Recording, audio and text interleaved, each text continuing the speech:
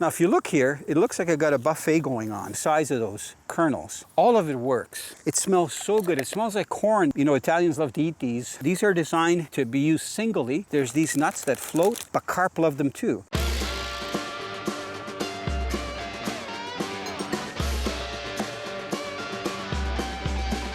Let's go fishing. People, when you're in the mood, let's go fishing. Well, it's just me and you. Head on down to the fishing hole. Grab your hat, get your pole. Let's go fishing when you're in the mood. Canadian Sport Fishing is brought to you by Rapala, premium fishing gear crafted from experience. Yamaha, conquer outdoors. Insect Defend Patch, deep-free protection from biting insects. Dickies, quality workwear since 1922.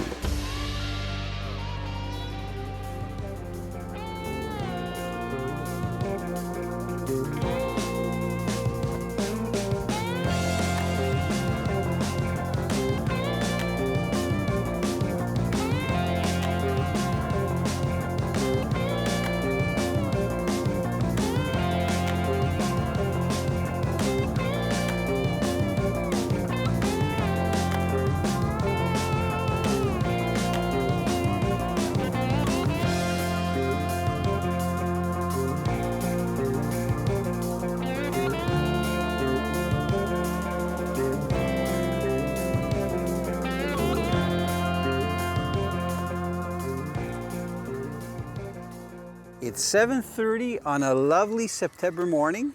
I've got Roger with me, and we're doing a little bit of carping. Now, Roger, when was the last time you were out? A few weeks ago. I've been so busy.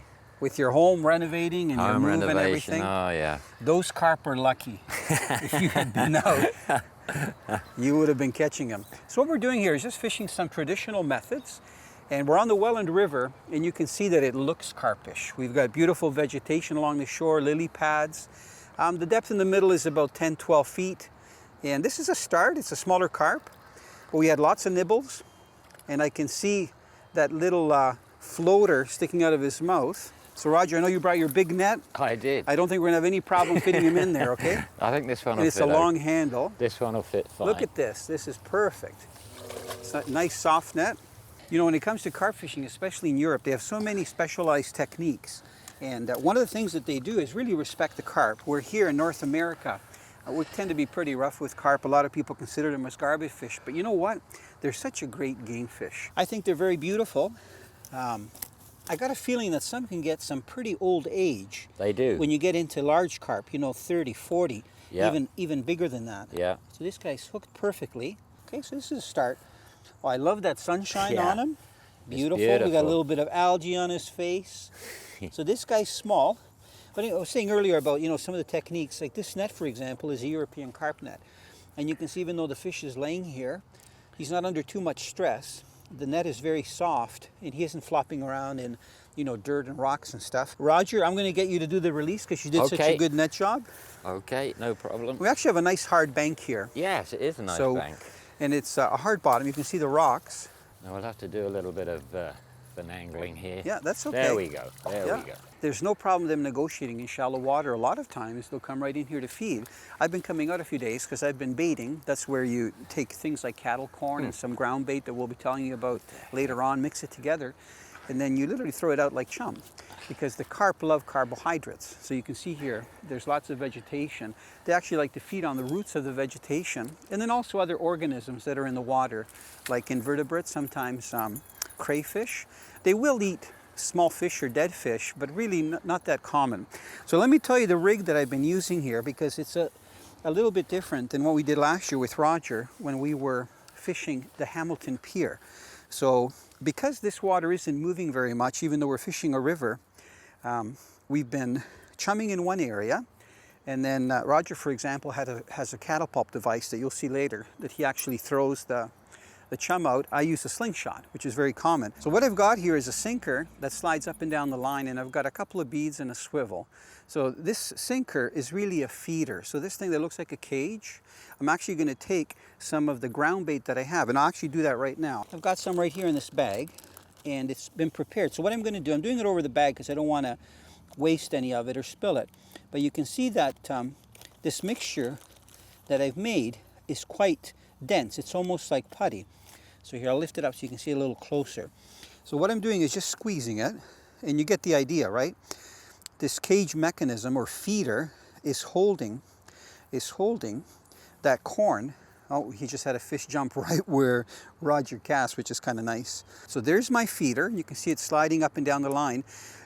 This sliding sinker rig is kind of good because when a carp does pick it up, he doesn't feel the weight from the feeder. X-Mark, you find fish catch of the day.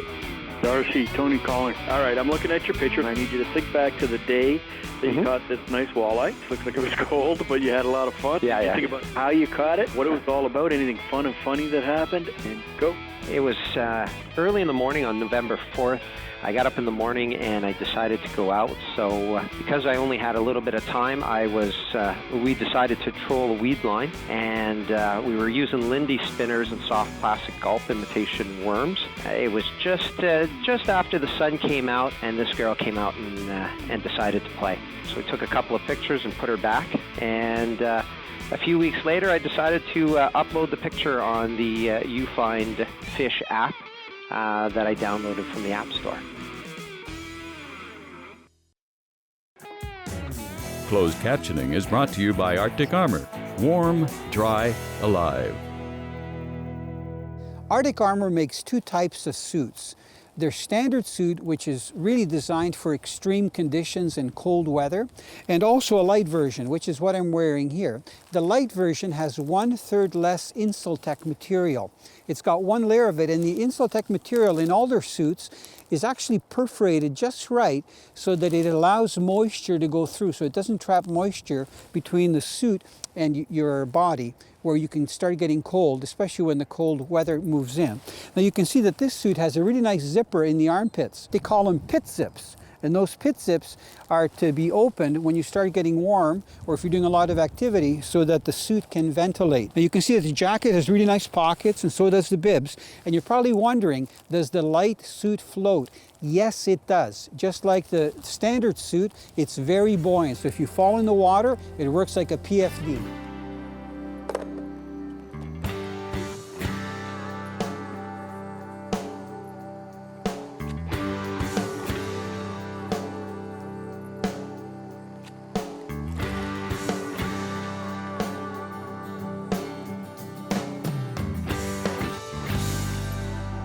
You know, this may be a hectic day where you don't get to eat your lunch or Well, do that'd be anything. nice. Is that okay? I can live with that. You're doing good. I can Yeah. reach out there. There's no problem, Okay. I think. Yeah, I can get him close That's enough. okay. You can bring them right in here. It's the Yeah. little, yeah. There we go.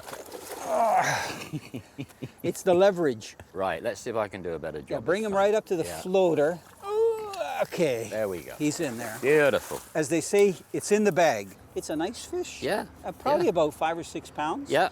And I like seeing this vegetation, believe it or not, because I know they love to Yeah. eat it. And there's a nice carp. Now, you might think it's just a carp, but you know what? You can get hours and hours of enjoyment fishing for these things and get all the gear like we do, which makes it more interesting. Absolutely. Whether it's the floats or Oh, it's you've got to the have all the gear. alarms, the rod stands. It's a magnificent sport. He wants to go, so there we go. There we go. That's much better. Yeah. Look at him go through Good that thinking. Good thinking. and right out. Now, I'm using a 12-foot rod. It's very soft. It's 1.5 pounds test curve and 12-pound line with a waggler float and fishing in about 4 or 5 feet of water.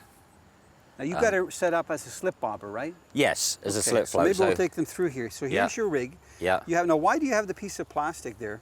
It's almost like tubing below the swivel. Oh, because it's a quick change. It's a quick change. Okay, so you can change the length Yeah, of your you leaders. can slide this off. Yep. Slide you the don't plastic. have to do it, but I understand. You slide the plastic down, and there's a hook underneath, Okay, and you and it just pops back put a on. different hook Okay. length on. So you've got about 4 or 5 feet. There's a Yeah. split shot. Yeah, Yep.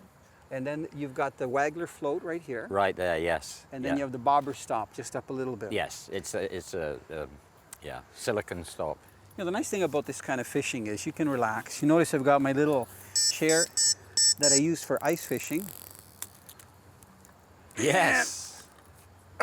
Here we go again. Hopefully this one's a bit bigger, but it's hard to tell. Now, what do you think? This one's got a bit of a hump back, Roger. Yeah. Is that genetic or you... It is genetic as far, but there seems to be almost two strains. The ones like this that has the hump on its back, Yes. and there's Good job. the others that just more torpedo shaped. Yep. Yeah, that's a nice fish. Getting a little heavier. Not like those monsters that we got in Hamilton Bay. This sometimes happens. There we go. Roger, come in here. Take your glasses off. Nice big smile for the camera. Because I know I like fishing with Roger. I met him last year in Hamilton because he's a passionate carp angler. I like his accent too, you know. And he's The British accent, He's yeah. a good helper. He has his cart with all his stuff that he brings down and makes sure that we've got everything.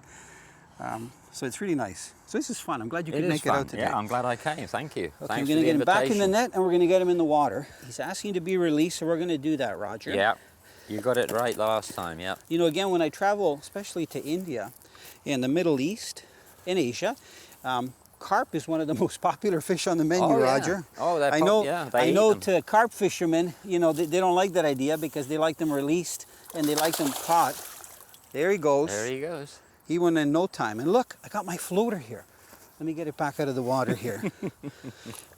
Man, they're expensive. How many? You get about 30 for $2, right? Yeah. So this is my fake corn. Yeah. Wouldn't work good on its own. No. But it's actually foam, and you use it. I know I fishing do. Hamilton Bay. Yeah, I do. And mine isn't coming off that much off the bottom. No. It's just a little bit. Yeah, because the it's hook weighs new- it down. That's right. It's really softly balanced. So when they're picking the corn up and the stuff, it just pops into their mouth without any effort. Fisher girl! Catch the passion! Trout fishermen like to use very sensitive bobbers. They like to keep them in line with their line. So what they do is they cut a couple pieces of the surgical tube, they take this bobber, and they actually feed the top end in there, this one in here, and it stays completely in line with their line, and there's very little resistance. It also sort of eliminates all that terminal tackle, right? It keeps it very natural, very, very effective. And because it's in line like that, it's extremely sensitive, and they can detect the lightest hits. I drive to a lot of fishing locations, whether I'm trailering the boat and using a large diesel truck, or whether I'm using a compact diesel car that has really good fuel mileage. One thing I've come to appreciate is that the type of lubricant you use for your vehicles can make a big difference on the performance of your vehicle. And if your performance is good and you're using less fuel, it's actually better for the environment. One thing I found is that using the synthetic oils, even though they're more expensive, are much better for your vehicle, and in the long run, also much better for your mileage. So number one, you're spending a little bit more money because of the synthetic oil, but two, you're getting better mileage, which is better for the environment.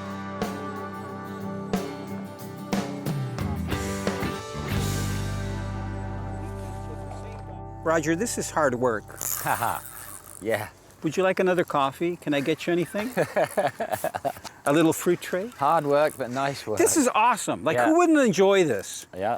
I mean, perfect for spouses, you know? If they don't want to fish, they can just sunbathe or read Yeah. a book. My wife, Rebecca, she loves coming fishing. She doesn't fish herself, Sure. but we take a picnic. Yep. She'll sit there, read a book, look around, go for a walk. And she really enjoys it. Come on, big carp, break those pads. Hopefully he's hooked well enough. I'm going to wind in. Yeah, it's a nice fish. You see that feeder.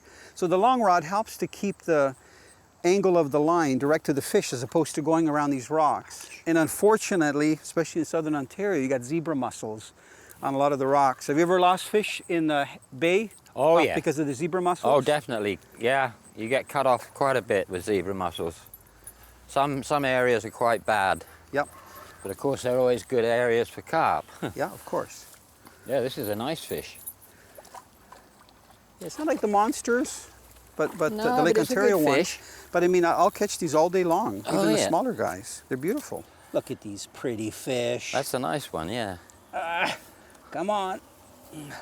That is a nice fish. So you could call this urban fishing. You know, maybe you're hearing some traffic and stuff because we're just fishing from a park on the Welland River, and there's lots of places to access the Welland River. Oh my goodness, almost from Bimbrook Conservation Area near Hamilton all the way down to Chippewa, which is the Niagara River.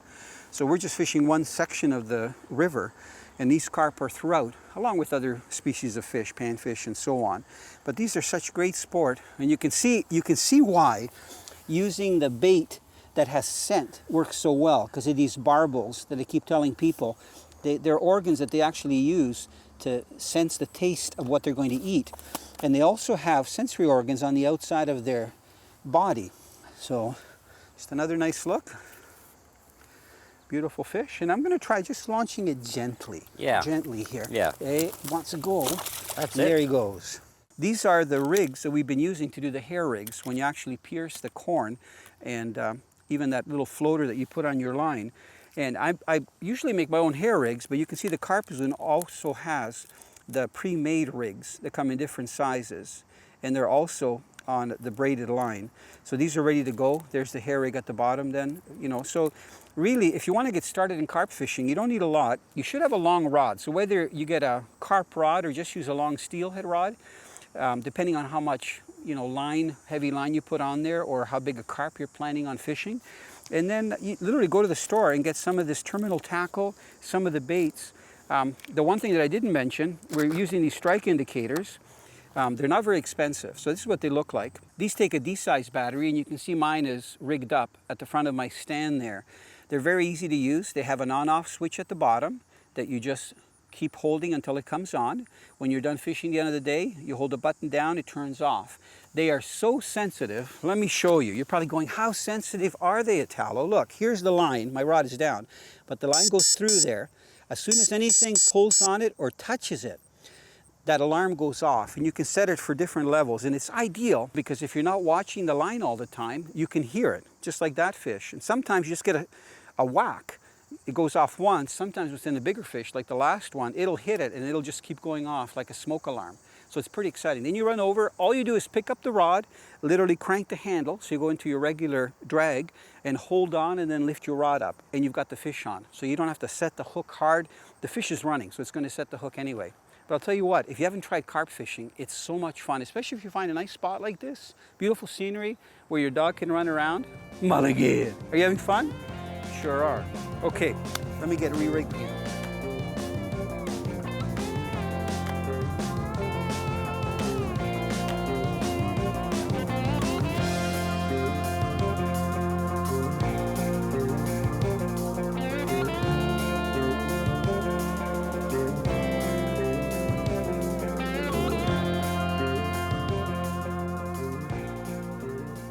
So what I've got here is a selection. These wouldn't be called classic carp hooks, but I've got some drop shot hooks from VMC. These particular ones are lighter metal than some of the heavier carp hooks. So for the fish like we're getting today with lighter line, it would probably work well. Yeah, yeah. Then I've also got a couple of styles of Gamugatsu hooks. Yeah, Gamugatsu are very good. Yeah, and I'm looking for the Ultra ones, they're called the G Stingers. I'm looking for the size, like the one I've got on, and I think it's a number 1. Okay, it's right there.